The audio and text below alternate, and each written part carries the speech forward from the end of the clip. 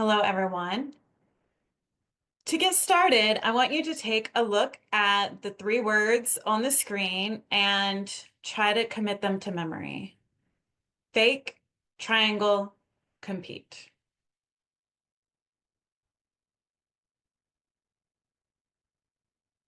All right. I am Shay Kirkhoff. I'm an associate professor in the College of Education at UMSL. And tonight we are talking about presenting research. So 75% of the population fears public speaking. Some people say that they fear public speaking more than they fear death. Some people say that they would rather get a root canal than have to speak in public. So it's a big fear. However, speaking in public is part of academia. So it is part of teaching. It is part of when we are working with our students in courses, being the teacher. It's also part of um, presenting our research. So, disseminating our work to other people. And it's really important to think about presenting our research in a way that is informative and effective, because it actually could lead to some really great outcomes. So in the past, when I have given a presentation at a conference on my research, there have been people that were in that audience that then followed me on social media and or on Google Scholar and began citing my work. I have been invited to collaborate on research projects with people. Um, I have been invited to a person's university to give the talk to to their university, and even a book contract. So, and grant funding. So that's a little bit less of a straight line, but invited to submit a letter of interest for a grant proposal. So putting ourselves out there is worth the risk. And we're going to talk today about how we can get over our fears and also how we can make our presentations informative and effective. So some of the fears that people may have are attention. Either they don't like being the center of attention, and so they're afraid to have the spotlight on them, or they're afraid of not being able to get the audience's attention or keep their attention. And so the advice I always give for that is fake it till you make it. So even if you don't like being the center of attention, that's okay. Get out there anyway. And if you can fake confidence, um, that's just as good as real confidence. So it's just about portraying confidence. So fake it till you make it. And then the other part of that about not getting audience's attention or not being able to keep their attention is to read the room and adapt. One way to read the room is perhaps um, they can't hear you. So perhaps the reason that you're not able to get people's attention is just that they can't hear you.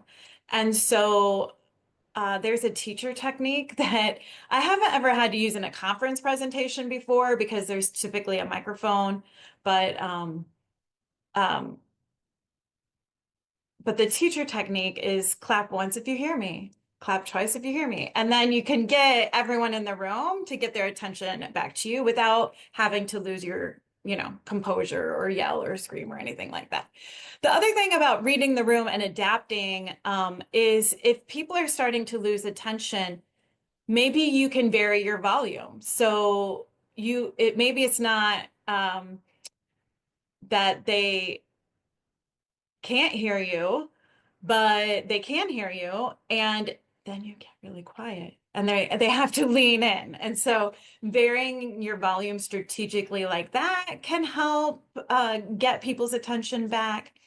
The other thing is if if people are just giving you a blank face, that doesn't necessarily mean that they're not paying attention. When we're giving conference presentations, we're talking about pretty deep and complex things. So sometimes people are just have their thinking face on because they're thinking. And I don't know about you, but when I'm thinking, I don't often go like this. Like often I'm like, right? And so it might look like I'm disengaged, but actually I'm engaging deeply. So read the room, but know that a thinking face is not the same as an unengaged face, right? Um, the other thing about getting people's attention and keeping people's attention and reading the room is when to wrap it up. So sometimes less is more. And if people are starting to fade, it might not have anything to do with you, but you can read the room, speed it up to get through so that you could get to the question and answer portion, which might engage your audience again. Or stop right then and ask a question, right? So you could stop and be like, all right, what questions do you have so right now, just to kind of break that up. Um, Judgment is another fear. So some people are afraid of looking stupid or feeling stupid in front of their professors, or they're afraid of what their peers might think. And my best advice for that is practice, practice, practice. So be prepared, practice what you're going to say, practice using your slides or your poster. Um, if there is going to be a podium, practice with a podium. If there's going to be a microphone, practice with a microphone. If you are prepared, you you'll do a better job. So hopefully that can dissipate some of the fears of not doing well because you'll be prepared to do well. And then also trust that the audience wants you to succeed. So your professors want you to succeed, your peers want you to succeed. There's grace. It doesn't have to be perfect to be effective. So don't worry about trying to be perfect. It's a live event. You're human. Even in recorded videos, it's really hard to be perfect. But if you're prepared and you have good intentions, you can also trust that your audience will have good intentions. And then another fear is that kind of related, is the fear of failure, like fearing what might happen if something goes wrong. So fear of losing track or not being understood, a fear of, like tripping on the stage or just that something's going to go wrong. And for a lot of that, you can have a plan B. So for technology, have a flash drive and email yourself your slides or your poster. If you write notes, number them so that if you do trip and everything goes flying, you can get things together pretty quickly. There's also the water technique. If you lose your place or you just are getting flustered or don't know what to do,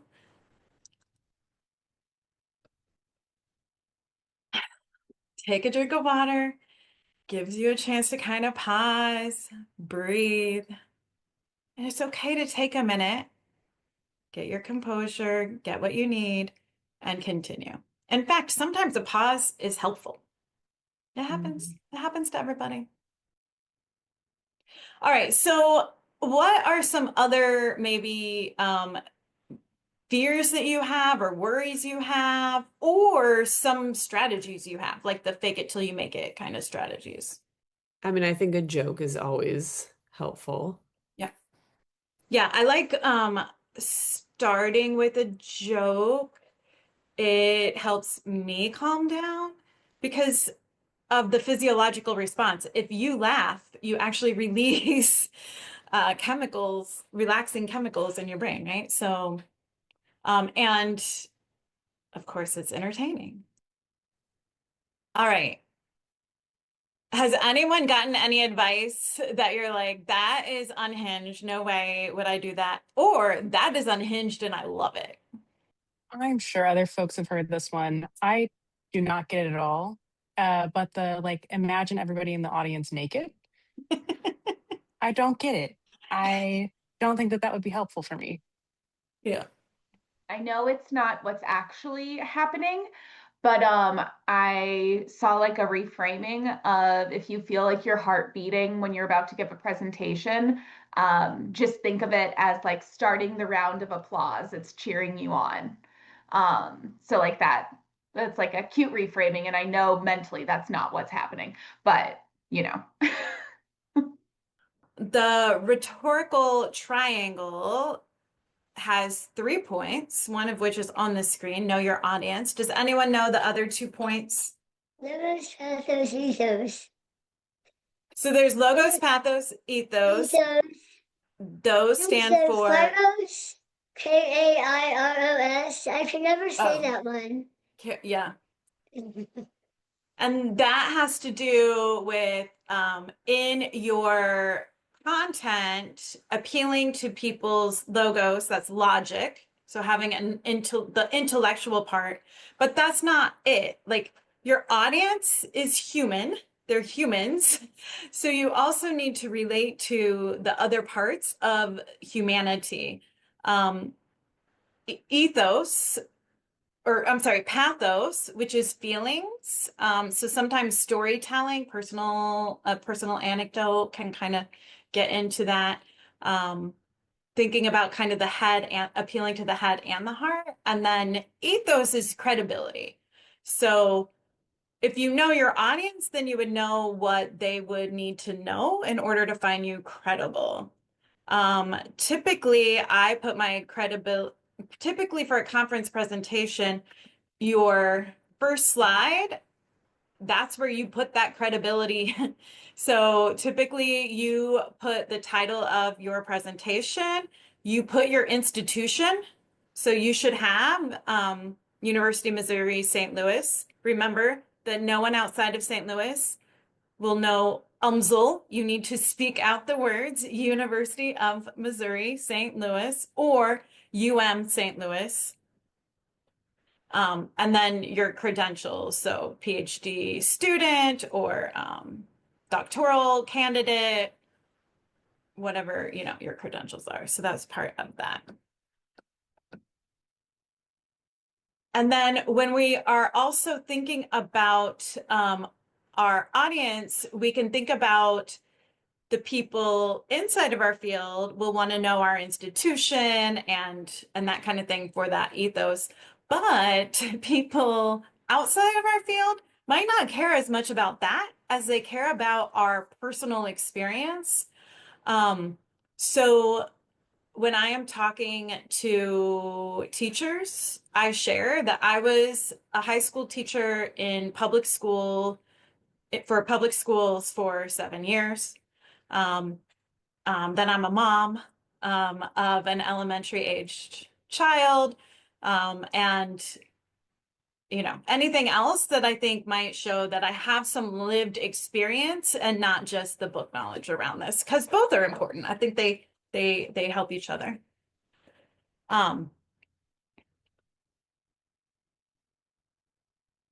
So also research around charisma, which is kind of part of public speaking. And again, you don't have to actually believe you're charismatic. You could just have to fake it. You just have to fake that you have charisma. That's all that matters. That memorable and approachable, that is competence and warmth. So displaying warmth can happen through facial expressions, body language. So open body language versus closed, like angled away. So open and front facing body language can do that.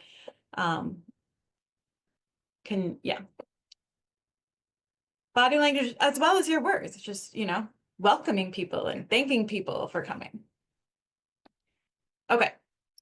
The organizational structure of a conference presentation follows a research paper. So whether you're doing a dissertation defense or a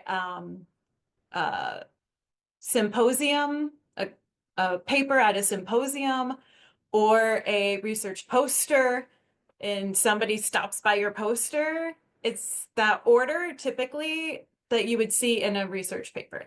So introduction to the need, review of relevant literature, but in oral presentations, keep that to a minimum because that's what's already been done. And they're here to find out what did you do? What's new? What are you doing? Methods, again, that's where you need to think about your audience. They might just need a little bit. They might need the technical details. The results, the findings, discussion that relates the results back to the literature and implications, and your conclusions. So we'll talk a little bit more about probably the harder parts, the introduction and the conclusion. So different ways of introducing a presentation. You could start with a joke, like Robin said. You could start with the problem of practice. The problem of practice could be something like, I have been working at a school in St. Louis, and I was talking to a teacher in the hallway, and all of the sudden, blah, blah, blah, blah, blah, right? So it could be like something that you are witnessing in the field or hearing. I've been talking to teachers and da, da, da. It could be an interesting fact. So 76 or 75% of the public is afraid of public speaking. Startling statistic. It can be a personal anecdote. So in Robin and Rosie's dissertation proposal, they actually started with a personal story from one of them about their own past life, or a visual metaphor. So we can take advantage of the visual nature of conference presentations with slides and posters or online and have a picture that kind of speaks for you. What are some other ways that maybe you've been at a conference and somebody started their presentation and you were like, oh, that was interesting, or that you have tried?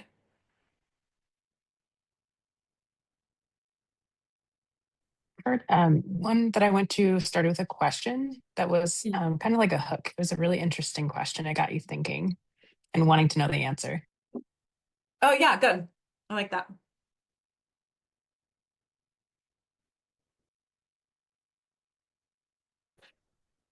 So this wasn't at a conference, but this was actually in class. And there was one particular group that in their PowerPoint presentation, they had each page coded a certain color, and then they had like a person who also wore that color as like a way to represent, like to help you tie not just the person but the theme. And it was just really good, a really good way to stay engaged because you'd see the slide and then you'd look for the coding and then you would look to see, okay, who's the person who's attached to that and what were they speaking about. So it just kind of helped like create those mental loops. Yeah, that's awesome. Which made me think at the College of Education Research Symposium this year, one of the groups dressed in costume as the Wizard of Oz, and then they tied each theme to like the heart and the Tin Man and Dorothy and the path. And so they tried to make it all tie in, but it's pretty creative, very memorable. There's some places where I think you're allowed to be a little bit more, or there's more playfulness that can be allowed, right? Than other places. So I wouldn't necessarily do that for a job talk. A job talk is when you present your research for a job interview. But in your own home college of education, when you're presenting to your peers, I think that's a perfect place to be able to play and have some fun. And then the other part that's always hard, I don't know if it's hard for you guys, but the introduction and the conclusion are always hard for me. So one of the things I try to do is, well, relate my conclusion back to the introduction. So if I started with a personal story, go back to that personal story. And so it could be like, the reason I got into this research was because when I was a young woman, I experienced blah, blah, blah, blah, blah. And then maybe at the end say, and now I hope that my research can help women just like that 16-year-old I was, you know, that kind of relating it back.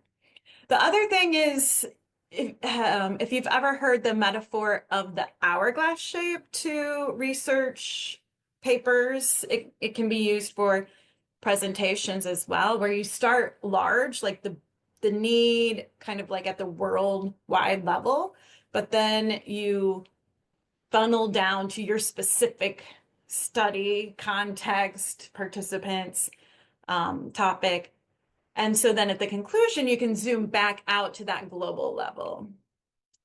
And then another way to do a conclusion is to give that call to action. So what do you want people to leave your conference presentation and go do? Like, what do you want them to remember and take away? So you can see this guy here. He's like, yeah, I just went to this awesome conference presentation. And they were like, we need to, right? That's exactly what's happening in this picture. I just happened to catch it. No. Conclusions that you have seen that you found effective, or ways you like to conclude presentations? Yeah, I like when the presenter leaves you with something to think about, right? So, and maybe not everything is, you know, deeply intuitive or something that you really have to take home, but I do like when there's an element of, how can I apply this outside of what I just learned? What else should I be thinking about? Yeah. And the invitation to do so, right? Like to think about this in other contexts. Yeah. Yeah. Okay, so we mentioned this a little bit at the beginning, but when it comes to presenting research, there's verbal and nonverbal skills that are important in addition to the actual content of your paper that you're presenting. So we speak when we're public speaking, with our voice and our body. We need to control our tone, pace, and volume.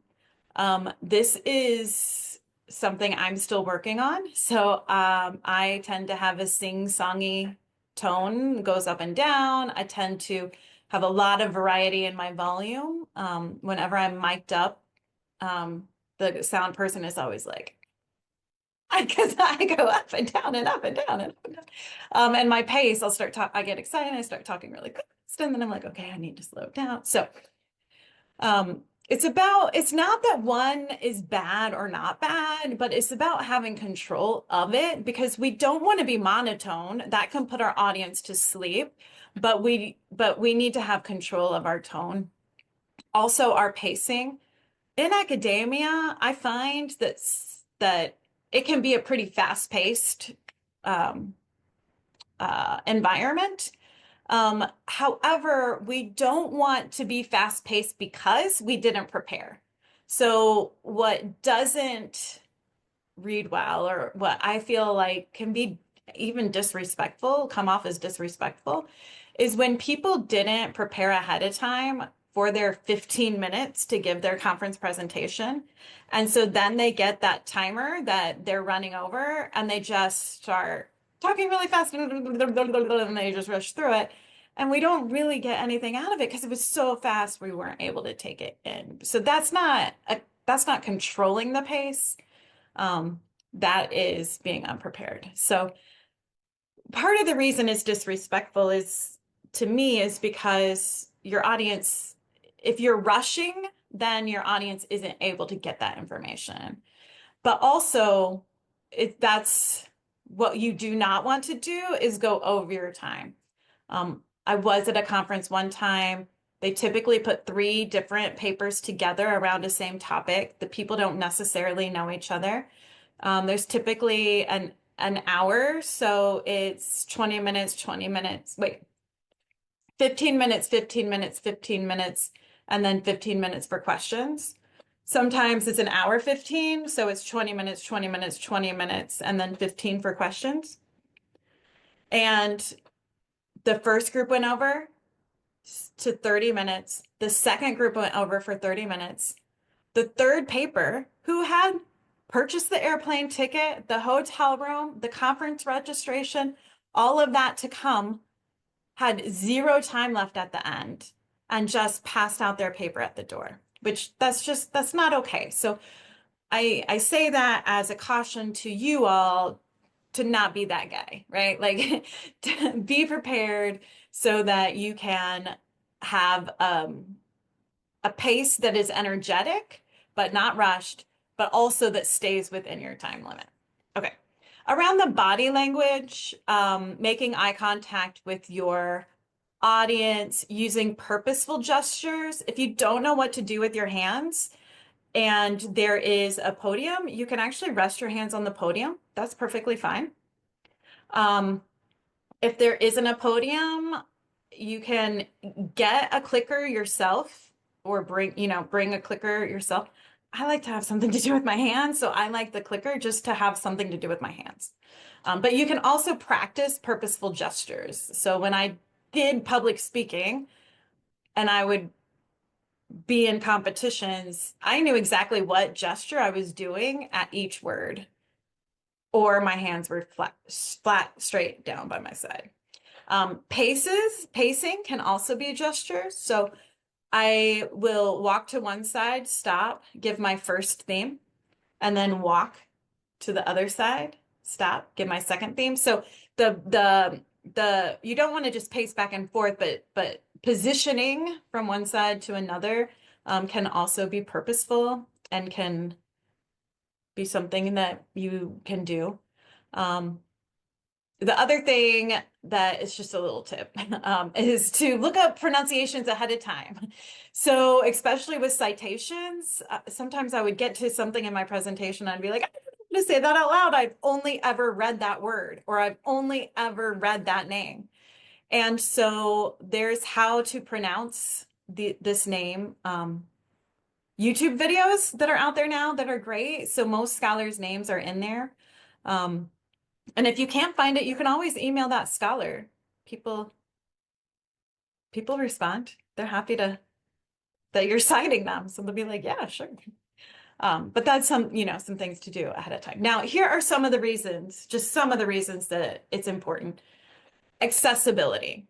So when you speak with your voice and your body, you are making your presentation more accessible to everyone in your audience. If there is a microphone there, use the microphone. People a lot of times will say, oh, I don't need that. I have a loud voice. But it's not necessarily about how loud you are. If someone has assistive technology, they need you to speak through the microphone for the assistive technology to then come into their device. Also, if your loud might not be loud enough for everyone in the room. So if there is a microphone, use the microphone.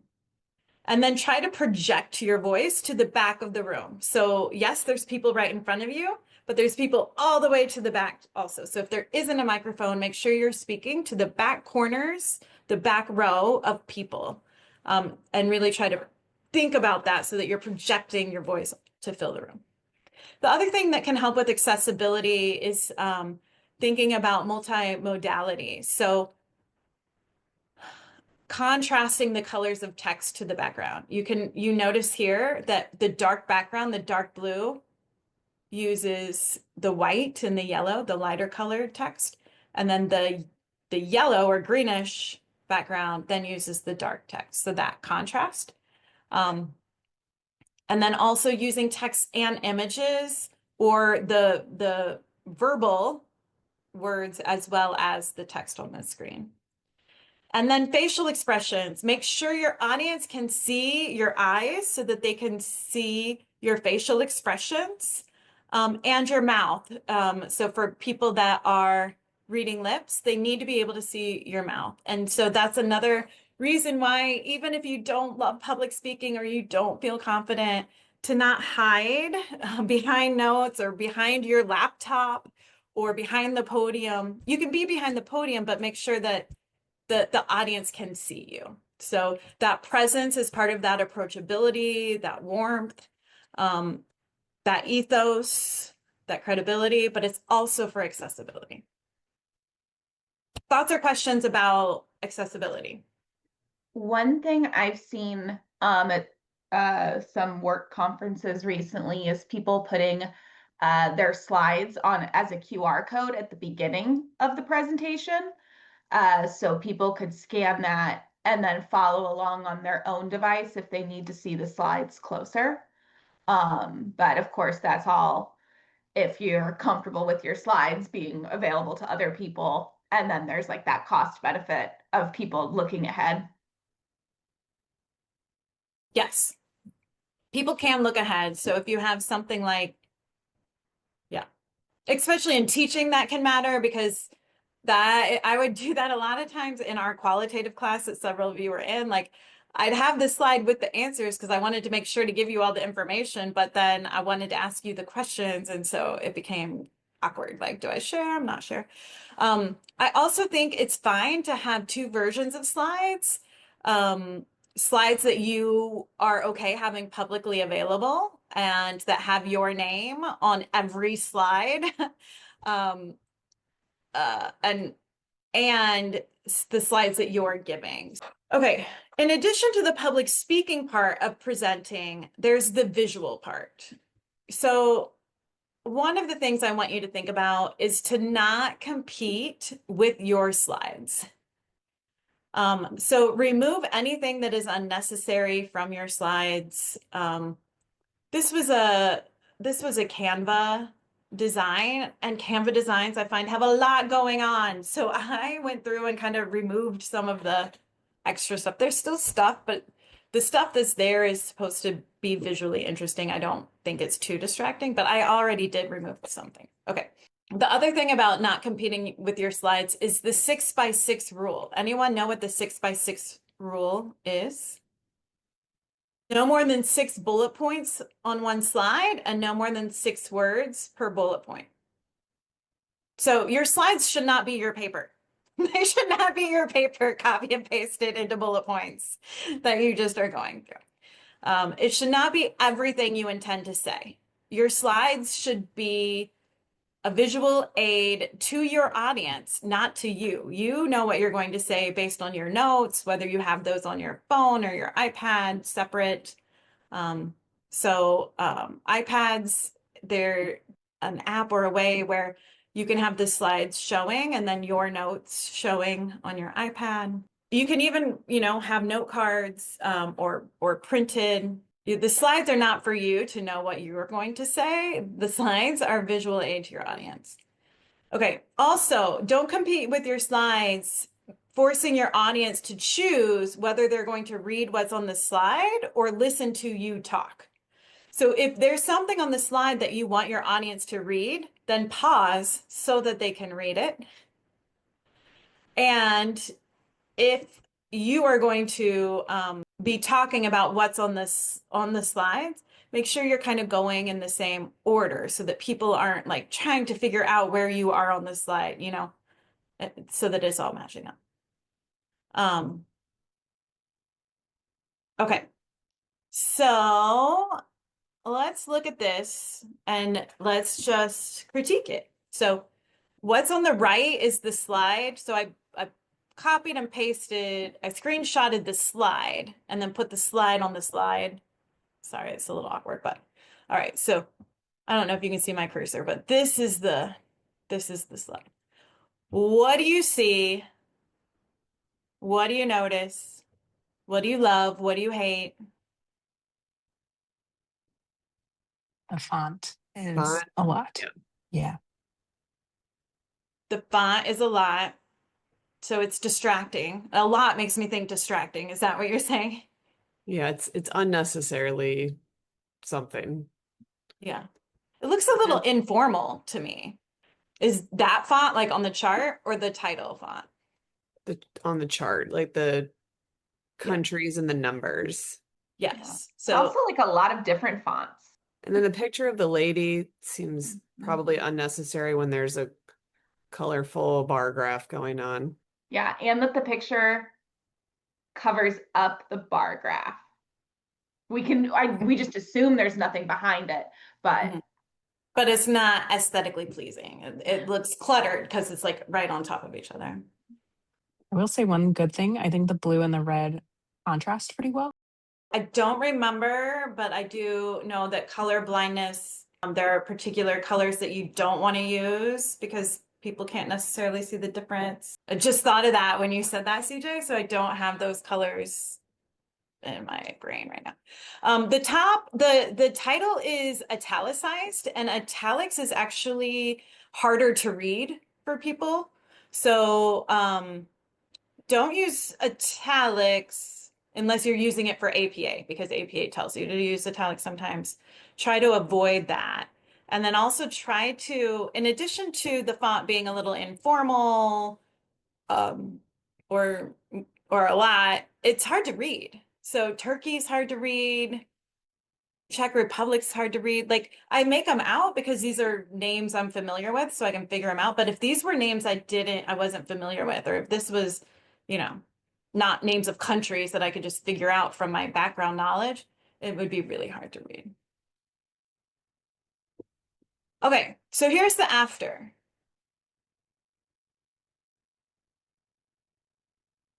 So we got rid of the lady. We're using mostly one kind of font. We're not using italics. We are using bold, you know, so we're using size and bold to draw our eye's attention. So our eye is going to be drawn to what's bigger, and bold is bigger. The other thing I'm noticing is that they put right at the top what they want us to get from this screen. So we want you to see, you know, the USA compared to other people, other countries.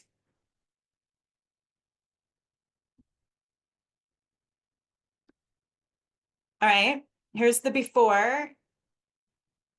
I mean, this is what every PowerPoint looked like in 1997. Whenever, like, you gotta love the clip art, right? Love the little clip art. All right, so what do you see? What do you hate? What do you love? The shadow effect on the font, in CJ's words, is also a lot. Now, the not necessarily a shadow. So shadows look great, I think, behind photos or like you know, the visual images. I think they can look kind of more modern. So they used it on the wrong part, right? Like, Yeah. put the shadow on the clip art if you're going to use clip art, not on the text. However, there is a trick if you use white text with with just a black underlay or outline, then it can be readable even if you go from a dark background to a light background. So not necessarily this blurred shadow, but just a, you know, a contrasting, simpler shadow or outline can make things more readable. Also unclear if they're like citing Norman or if they are Norman, like Russ Norman. Yeah. Not clear to me either. For me, the font at the bottom kind of washes um out of the screen because of the tint that they used on that slide. Yeah, that's right. So there's like a gradient tint where it's darker up top, but then it gets light, so that text isn't as legible. So what I encourage you to do is put your slide up on a screen and walk to the back of the room, because if you can't see it, your audience can't see it either, right? Okay, so here's the after. Now, for academia, I would suggest putting the citation, because we need that for ethos. But you can see here just visually, we have that shadow, but it's not such a blurred shadow. But that shadow helps us see the text and makes it pop away from that background. But the background actually has to do with the topic itself. And all of the information is pretty quick to take in, because it's, rather than the word Japan, it's the flag. And remember, you're talking orally. You're having the oral presentation alongside this. So this is just supposed to be a visual aid, a marker for your audience. So what do you see? What do you love? What do you hate? I mean, they were just doing their best back then. Like this was probably really good. Yes, this was my first PowerPoint Is from this yours? 1997. No, it's not really. Oh. But yes, this is exactly what my teaching PowerPoints look like. Yeah, yeah. That's Yeah. funny. Okay, so this is one of my pet peeves, the bullet when you only have one bullet point. So bullets are like when you're going to have a list. So I know that slides kind of default to bullet, but really think about, do you need that bullet or not? Because it actually can introduce confusion because I'm looking then for the second bullet point. Also, we've got the italics again, which makes it hard to read. And then anytime you do italics and underline, or bold and underline, or bold and italics, you're just making it that much harder to read. We've got the clip art again that really isn't necessary. Like it's not helping us understand. So worldwide fishing industry dumps an estimated 150,000 tons of plastic into the ocean each year. This includes packaging, plastic nets, lines, buoys, other. All right, well, now I'm realizing this is just everything that they were planning to say, right? So you can plan to say all that. However, look at this slide. Now the visual is actually about the problem and really helps us understand what the problem looks like. So we see the plastic, we see, so as the speaker is saying these things, we see them at the same time without needing the text to do that for us. The use of color to differentiate rather than underlining or italics. Okay, so now it's going to be your turn.